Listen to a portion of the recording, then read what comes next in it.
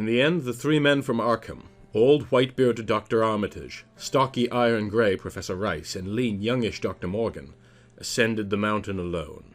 After much patient instruction regarding its focusing and use, they left the telescope with the frightened group that remained in the road, and as they climbed they were watched closely by those among whom the glass was passed round.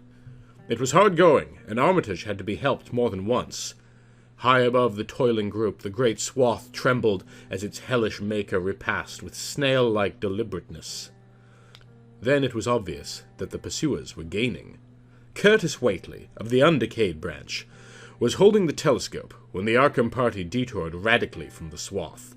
He told the crowd that the men were evidently trying to get to a subordinate peak which overlooked the swath, at a point considerably ahead of where the shrubbery was now bending.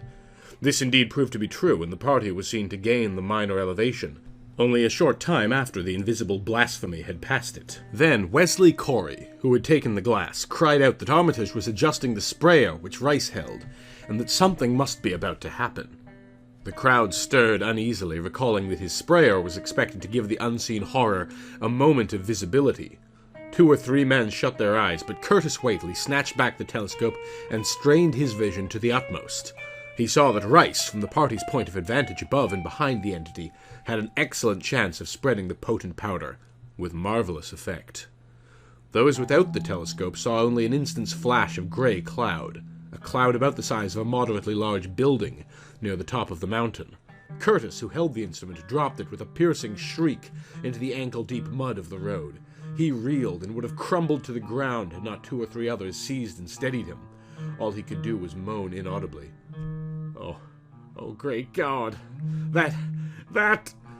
There was a pandemonium of questioning, and only Henry Wheeler thought to rescue the fallen telescope and wipe it clean of mud.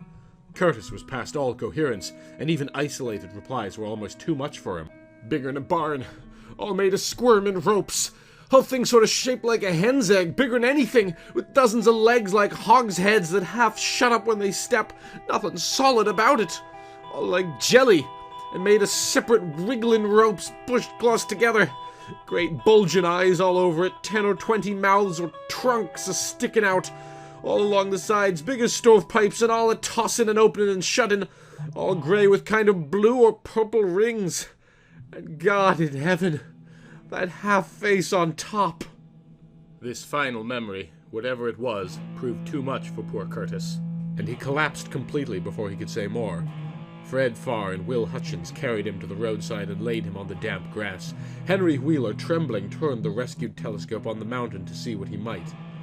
Through the lens were discernible 3 tiny figures, apparently running towards the summit as fast as the steep incline allowed. Only these, nothing more. Then everyone noticed a strangely unseasonable noise in the deep valley behind, and even in the underbrush of Sentinel Hill itself. It was the piping of unnumbered whippoorwills, and in their shrill chorus there seemed to lurk a note of tense and evil expectancy. Earl Sawyer now took the telescope and reported the 3 figures as standing on the topmost ridge, virtually level with the altar stone but at a considerable distance from it. One figure, he said, seemed to be raising its hands above the head, at rhythmic intervals, and as Sawyer mentioned the circumstance, the crowd seemed to hear a faint, half-musical sound from the distance, as if a loud chant were accompanying the gestures. The weird silhouette on that remote peak must have been a spectacle of infinite grotesqueness and impressiveness, but no observer was in a mood for aesthetic appreciation. "I guess he's saying the spell," whispered Wheeler, as he snatched back the telescope. The whippoorwills were piping wildly, and in a singularly curious, irregular rhythm, quite unlike that of the visible ritual. Suddenly the sunshine seemed to lessen, without the intervention of any discernible cloud. It was a very peculiar phenomenon, and was plainly marked by all. A rumbling sound seemed brewing beneath the hills, mixed strangely with a concordant rumbling, which clearly came from the sky. Lightning flashed aloft, and the wondering crowd looked in vain for the portents of storm. The chanting of the men from Arkham now became unmistakable, and Wheeler saw through the glass that they were all raising their arms in the rhythmic incantation. From some farmhouse far away came the frantic barking of dogs. The change in the quality of the daylight increased, and the crowd gazed about the horizon in wonder. A purplish darkness, born of nothing more than the spectral deepening of the sky's blue, pressed down upon the rumbling hills. Then the lightning flashed again, somewhat brighter than before, and the crowd fancied that it had showed a certain mistiness around the altar stone on the distant height. No one, however, had been using the telescope at that instant. The whippoorwills continued their irregular pulsation, and the men of Dunwich braced themselves tensely against some imponderable menace with which the atmosphere seemed surcharged. Without warning came those deep, cracked, raucous vocal sounds, which will never leave the memory of the stricken group who heard them. Not from any human throat were they born, for the organs of man can yield no such acoustic perversions. Rather would one have said that they came from the pit itself, had not their source been so unmistakably the altar stone on the peak. It is almost erroneous to call them sounds at all, since so much of their ghastly infra-bass timbre spoke to dim seats of consciousness and terror far subtler than the ear. Yet one must do so, since their form was indisputably, though vaguely, that of half-articulate words. They were loud as the rumbling and the thunder above which they echoed. Yet did they come from no visible being. And because imagination might suggest a conjectural source in the world of non-visible beings, the huddled crowd at the mountain's base huddled still closer, and winced, as if in expectation of a blow.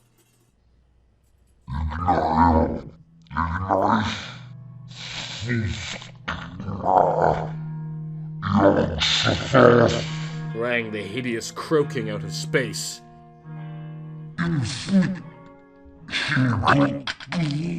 The speaking impulse seemed to falter here, as if some frightful psychic struggle were going on. Henry Wheeler strained his eye at the telescope, but saw only the three grotesquely silhouetted human figures on the peak, all moving their arms furiously in strange gestures as their incantation drew near its culmination. From what black wells of acherontic fear or feeling, from what unplumbed gulfs of extra-cosmic consciousness or obscure long-latent heredity were those half-articulate thunder-croakings drawn? Presently they began to gather renewed force and coherence as they grew in stark, utter, ultimate frenzy.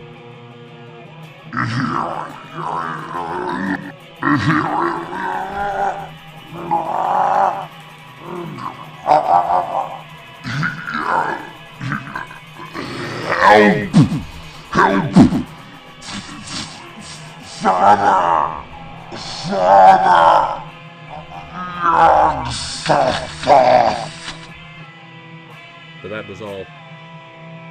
The pallid group in the road, still reeling at the indisputably English syllables that had poured thickly and thunderously down from the frantic vacancy beside that shocking altar stone, were never to hear such syllables again.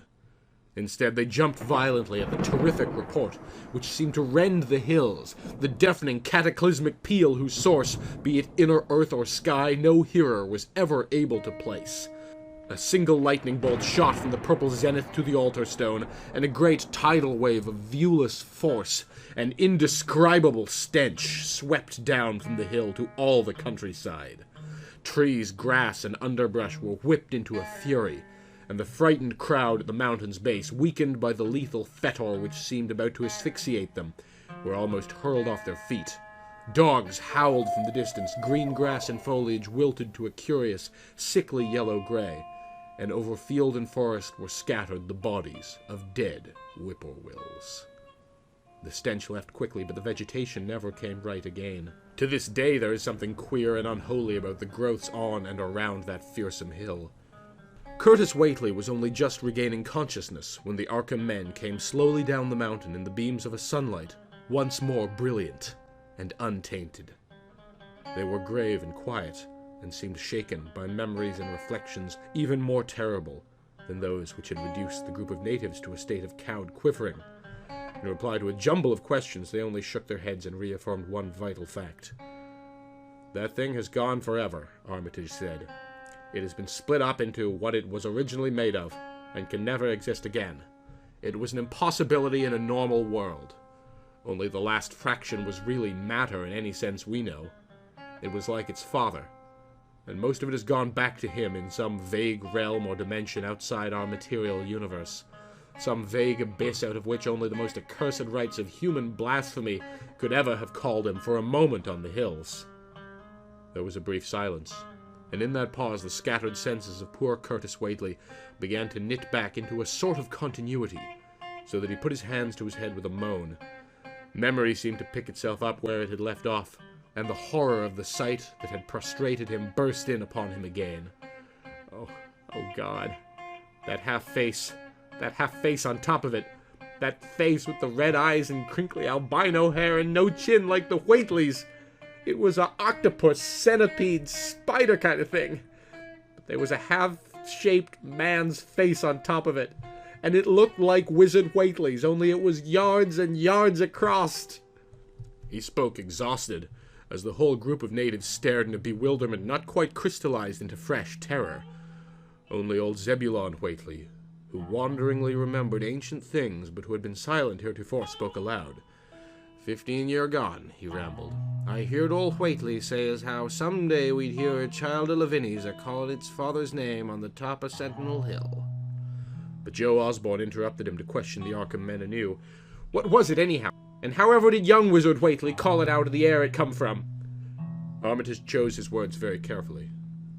It was mostly a kind of force that doesn't belong in our part of space. A kind of force that acts and grows and shapes itself by other laws than those of our sort of nature. We have no business calling in such things from outside, and only very wicked people, and very wicked cults ever try to. There was some of it in Wilbur Whately himself, enough to make a devil and a precocious monster of him, and to make his passing out a pretty terrible sight. I'm going to burn his accursed diary, and if you men are wise, you'll dynamite that altar stone up there, and pull down all the rings of standing stones on the other hills. Things like that brought down the beings those Whateleys were so fond of. The beings they were going to let in tangibly to wipe out the human race and drag the earth off to some nameless place for some nameless purpose. But as to this thing we've just sent back, the Whateleys raised it for a terrible part in the doings that were to come. It grew fast and big from the same reason that Wilbur grew fast and big. But it beat him, because it had a greater share of the outsideness in it. You needn't ask how Wilbur called it out of the air. He didn't call it out. It was his twin brother, but it looked more like the father than he did.